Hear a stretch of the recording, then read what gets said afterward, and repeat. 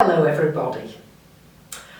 I was saddened to hear of the news of David Bowie's death just now, and I felt really moved to do a video about his astrology. Such a fascinating, such a wonderful game changer in the musical industry with a career that spanned 6 decades. I thought it was worth a look. There's always a lot to say. I'm just going to cover the points that I feel are the bits that stand out to me the most. The first thing to share is his Aquarius ascendant. And Aquarius is the sign of the zodiac. You can't lump them together. You can't say Aquarians are like this, whereas you would probably be able to say largely that Librans like to be liked, they like to be popular, they like nice things, they like harmony and peacefulness. Aquarians like to be different, and certainly with an Aquarian ascendant, David Bowie was certainly different. We've got this balance in his chart of a lot going on in Leo here. Of course, the moon in Leo is the performer. And he's also got the 3 planets in Leo altogether. And the moon is very close to Saturn and Pluto. So this is a powerhouse of energy, all in Leo. We've got the balance of this, of course, space oddity, rebel, all the things that he did, Ziggy Stardust, the man who fell to earth. He has a grand trine in air signs. Trine in the air signs, where have I gone here? Yes, here. Grand trine going on with the air. So he really was, shall we say, an E.T., an alien in many ways. He felt probably that he didn't fit in many ways. He wanted to be different, and yet at the same time, with all those planets in that 7th house, he wanted to be able to relate and to fit in. There would have been certainly some emotional insecurities, certainly with the Moon-Saturn-Pluto combination here, but a Moon-Saturn person. Saturn is his ruler. He's got Sun and Mars in Capricorn. Sun and Mars conjunct together. That's relentless. Mars is exalted in Capricorn in his chart, so he just doesn't give up. He wants to keep going and keep going. It's interesting with his Sun, he's got Sun conjunct Mars. And interesting that he named himself, he was called David Jones, but in fact, he called himself David Bowie after a Bowie knife. And interesting that Mars would indicate this energy of a knife, of cutting through, wanting to cut through the energy. So very, very powerful energy here.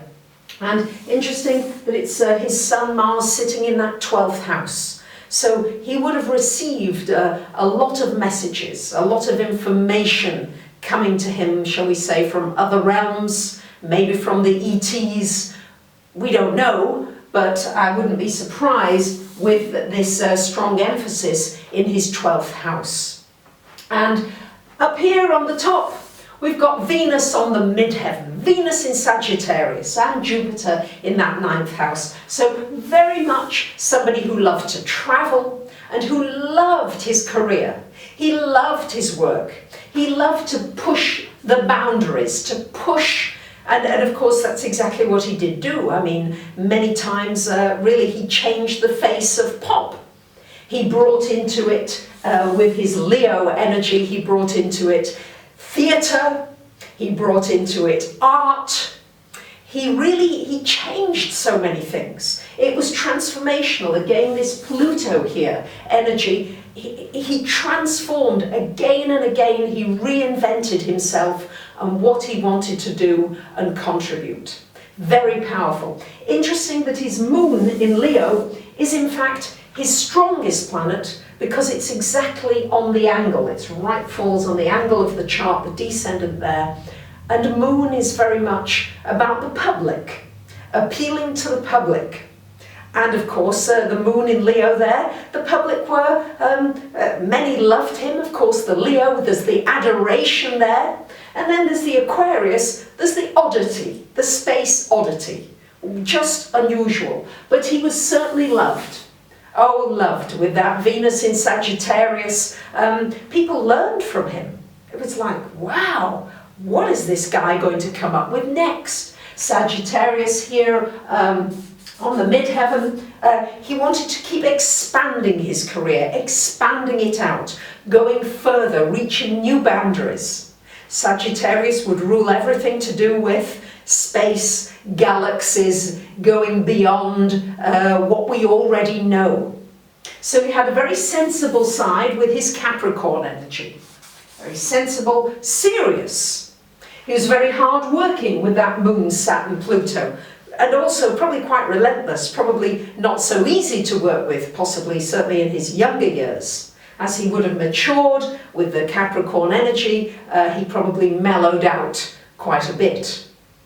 And what's been going on for him is that Saturn has been transiting his midheaven for this last two years or so. There and back and there and back, really bringing this sort of a culmination to his life now. A sense of culmination. Saturn is one of the rulers because of his Capricorn Sun, Mars conjunction. So Saturn very powerful there, saying that he achieved so much in his career.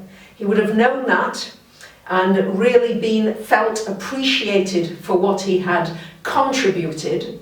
And at the same time, at the time of death now, the progressed moon, to me the progressed moon is always a timer of the chart. I learned this from the wonderful astrologer Carol Rushman. And the progressed moon at 6 degrees and 22 minutes of Aquarius, exactly opposite, in exact opposition to his Saturn, the chart ruler, one of the chart rulers. And Saturn being activated on the midheaven. Saturn meaning endings, completions. I'm not saying that that is the only signature, but I'm saying that that is really what jumped out at me because of the moon energy being so very strong in his chart. What a wonderful man. What amazing accomplishments.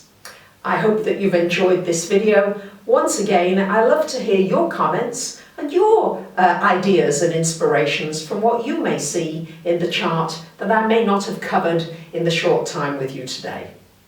Thanks very much for listening. And as you see, I've got the David Bowie crazy look for you today, just to be in tune with some of the energies. Bye for now.